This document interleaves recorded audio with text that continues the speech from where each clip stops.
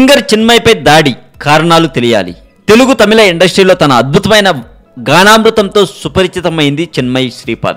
ఆ మధ్య సుచిత్ర లీక్ సందర్భంగా చిన్మయ్పై కొన్ని కామెంట్స్ చేయడం పెద్ద సంచలనం రేకెత్తించింది. చిన్మయి శ్రీపాద కారుపై గుర్తు తెలియని దుండగులు దాడి చేశారు. శాన్ ఫ్రాన్సిస్కోలో చిన్మయి శ్రీపాద కారును ధ్వంసం చేసిన దుండగులు అందులోని వస్తువులను ఎత్తుకెళ్లారట. డొనాల్డ్ ట్రంప్ అధ్యక్షుడిగా బాధ్యతలు స్వీకరించిన తర్వాత నలుగురు భారతీయులు అమెరికన్ల దాడుల్లో బలయ్యారు. చిన్మయి శ్రీపాద మ్యూజిక్ టూర్లో భాగంగా అమెరికాలో ఉంటుంది. శాన్ ఫ్రాన్సిస్కోలో తన కారును పార్కు చేసి ఉంచగా కారుపై దాడి చేసి అందులో ఉన్న వస్తువులను ఎత్తుకెళ్లారట.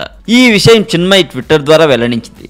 దుండగులు కారు ధ్వంసం చేస్తుండగా సమీపంలో ఉన్నవారు కేకలు వేసి సాయం చేశారని తెలిపింది. ఘటన జరిగిన 5 నిమిషాల తర్వాత కారులో ఉన్న వస్తువులు చోరీ అయినట్లు గుర్తించానని చిన్మయి పేర్కొంది.